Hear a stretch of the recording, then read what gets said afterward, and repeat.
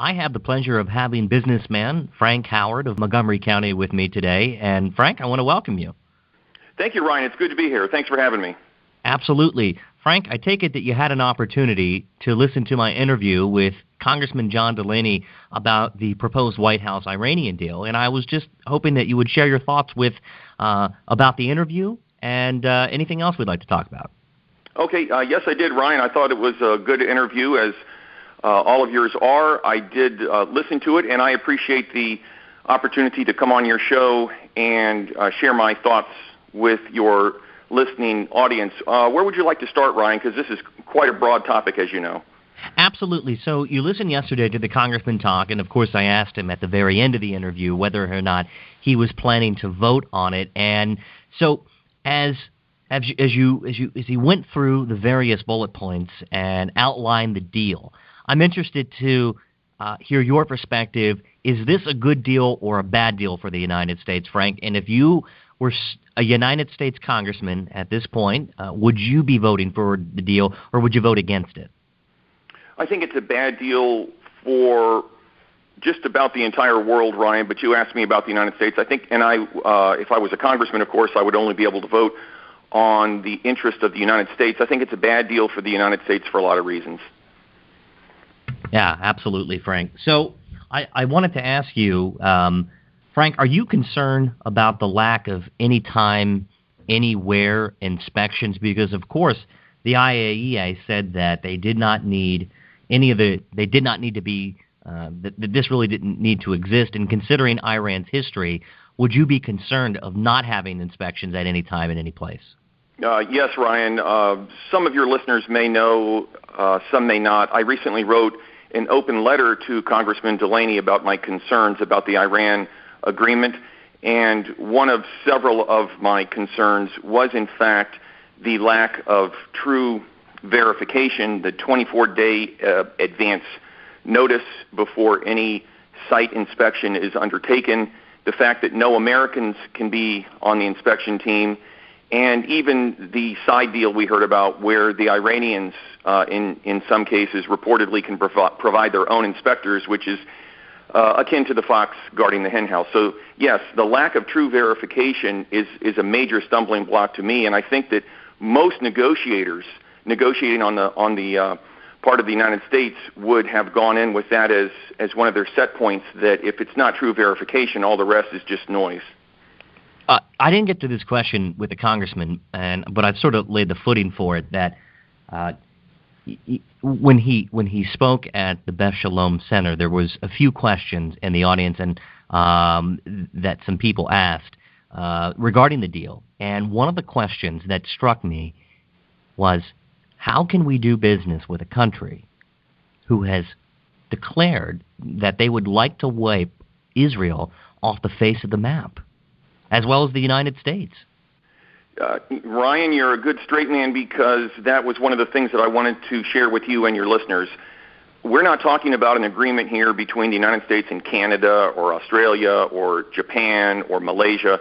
We're talking about Iran. And let me be clear on something, Ryan. Sometimes people hear a person, whether it's a congressman or someone running for Congress or just somebody in the street, just an average citizen, refer to Iran. And I've heard people say, well, the Iranian people are people just like the rest of us. Let me be clear. I'm referring to the leaders of Iran, not the Iranian people. I'm sure, Ryan, you and most of your listeners remember the 2009 Arab Spring, yeah, the uprising that was brutally put down by the Iranian government, the regime there. And so I believe that when I refer to Iran, I am referring to their leaders. And yes, for 35 years, they have been an avowed enemy of Israel, as you have noted, and of the United States. Their government routinely, even during these negotiations, encouraged their people to take to the streets chanting, "Death to America, the great Satan." So we are dealing with the number one state sponsor of terrorism, not just another member of the civilized countries of the world. Well, not only for Iran, I'm concerned what this means as far as their regional interests are concerned. So what does it mean that we enact this deal with Iran? What does it mean for Russia, or what would it mean for for Syria. Yes, Ryan, you make a very good point. As a matter of fact, that was one of the first things that I mentioned in my open letter to Congressman Delaney was there's already regional instability in the Middle East. We all know that. There has been for a long time. In the last few years, it's gotten even worse. And one of my concerns is that this agreement has already resulted in Saudi Arabia indicating that they are not going to stand idly by while Iran, whom they view as a mortal threat, as do countries such as Egypt, Turkey, Jordan, and others. And Saudi Arabia has already, just because of this agreement that's not even yet formally in place, stated that they're going to go out and purchase a nuclear weapons capability to defend themselves. So I believe you make a good point, Ryan. Regional instability is going to get worse on a nuclear level, and that's frightening given the history of the Middle East and their long-term challenges in trying to bring peace to that region. Of course, when you're referring to your open letter, and I'm looking at this because I see that you had released it on August the 28th as an open letter to Congressman John Delaney. You released that on your Facebook page, and you did say that in one of your first bullet points that it almost guarantees a nuclear arms race in the already unstable Middle East. And you go on to write that there is no way that Saudi Arabia, Egypt, Jordan, and Turkey will stand idle by while Iran acquires nuclear weapons. And then you said that, in fact, Saudi Arabia has already stated that the intention to obtain a nuclear weapon capability, this understandable reaction is directly attributable to the deal with Iran. Mm-hmm. And, yeah, that's a deep concern. Frank, you are out and about all throughout the 6th Congressional District, visiting constituents and attending various events and meeting lots of new people, and you're on the ground a lot, so you hear the concerns of many people. What are you hearing on the ground from the constituents? Are people in support of this deal, or do they not favor it? Great question, Ryan, because as a candidate for Congress, I have been out and about even more than I normally am, and I'm normally out and about all over the place. And I'd like to think that my experience dovetails pretty closely with the recent polls I've seen about the entire populace of the United States, and that is polls show that 2 out of 3 people are against this Iran agreement. And my gut instinct is that somewhere in the neighborhood of 2 out of 3, maybe 3 out of 4 of the people that I've spoken with, Republicans, Democrats, unaffiliated voters, people who say I'm not even remotely political, I'd say 2 out of 3 to 3 out of 4 are against it, some of them rabidly against it. But in full disclosure, I've talked to some people, including 1 or 2 Republicans, who are not only for the agreement in its current form, which is jaw-dropping to me, but I'm just reporting since you asked, Ryan, sure, but rabidly in favor of the agreement. So I would say about 2 out of 3 are against it. Yeah. So, Frank, as a member of Congress, part of your job would be to present alternative solutions. And I think I look at the Republican Party, and they seem to be universally opposed to this, aside maybe from the Republicans that you had just referenced in your last tidbit there. But you, in your open letter, Frank, you offered a better approach to the deal. And I was just wondering if you could highlight those points. Yes, thank you, Ryan. The reason I did that is I could imagine Congressman Delaney, and in fact every congressman and senator gets a lot of flack on almost every issue from their constituents, and I'm sure it gets frustrating to be criticized, and probably very few people have recommendations for constructive solutions. And so I put this in my open letter, and I'm happy to share it with your listeners, Ryan. I believe a better approach by far is threefold. Number one, keep the sanctions and restrictions in place. I believe they were working, and I believe strongly the sanctions and the restrictions are what brought the Iranian government to the table, not the carrot that the Obama administration has been dangling in front of them. I think they came to the table because they are hurting, their people are hurting, the sanctions were working, so I say keep them in place, if not tighten them down even further. Number two, I believe we need to rebuild relationships with our key allies in the region, which would include cross-security agreements, including enhancing missile defense, anti-aircraft weapons. The United States and Western Europe have leading-edge technology that could be provided to our allies there, Ryan. And then number three, keeping all options on the table, which I believe should be a basic tenet of America's foreign policy. Just with any agreement or negotiation, it's foolish, in my opinion, and history shows this quite consistently, to take things off the table, because basic negotiation 101 says when your opponent takes something off the table and they get nothing for it in return, they have weakened their hand. And I believe that that's the way we went into this negotiation, weakening our hand. Well, I appreciate you articulating those 3 points. And point number 3, when you wrote the keep all options on the table, which should be a basic tenet of America's foreign policy. Some people are concerned, however, about the military option. And Frank, would that be one of the options that you would keep on the table should this deal fall through? I would, Ryan, and I would also say that I'm not a neocon. I do not believe that the United I know you aren't. Yes, you and I are very similar in our conservatarian, a mix of conservative and libertarian views. You tossed me one there. I'd like to hit it out of the park.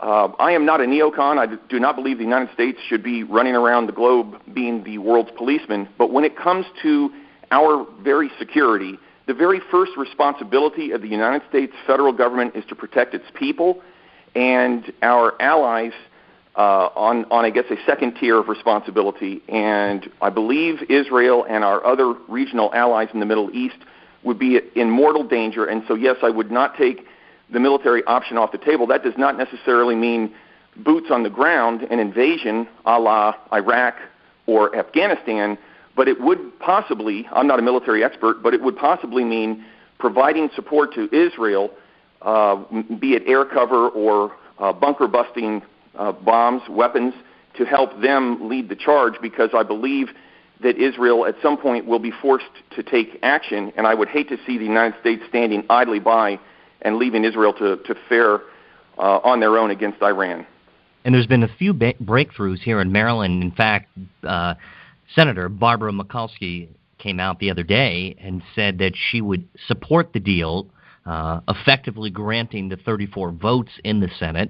And then today, Ben Cardin, junior senator here in the state of Maryland, said that he would oppose the deal, and I believe he's only one of 3 Senate Democrats who are now on the record for opposing the deal. What do you think about that breakthrough, Frank? And what do you think that would somehow influence the way that Congressman Delaney may ultimately vote?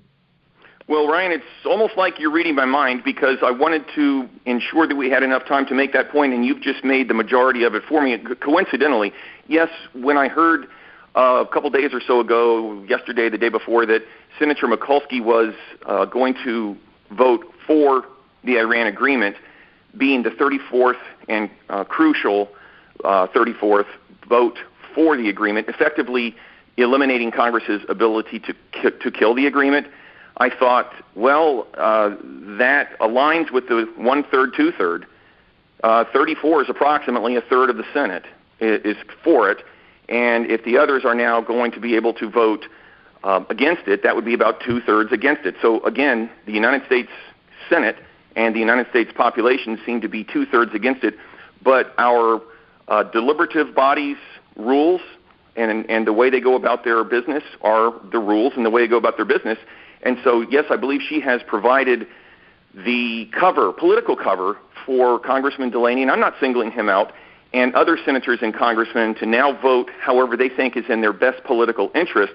We all know she's retiring, and let's be candid, because she's retiring, she might have been able to take a stance that may not have been popular with most of her constituents, but she's retiring, so she doesn't have to face the voters again. That's right. So I asked some of the other candidates this following question: if you had an opportunity to stand next to Congressman Delaney on a stage, should you win the Republican nomination, and then go on into the general election and assumingly face Congressman Delaney, stranger things could happen in this race. We have no idea how it's going to turn out. But if you had the opportunity to stand on a stage with him and look him in the eye, Frank, what would you say to him? Well, I would assume that he is going to vote against this deal. He hasn't yet come out one way or the other, has he, Ryan? He has not. In fact, when I asked him in my interview that whether or not he was planning to vote for it, and he answered by saying that although he certainly respects and appreciates my question, he was unwilling on that day, which was Wednesday, to indicate the way that he's going to vote. Yes, thank you, Ryan. I just wanted to make sure that I hadn't missed anything. I've been running around busy today. I wanted to make sure there'd been no late-breaking news that he had voted one way or the other. So I will take that opportunity to run with it to answer your question.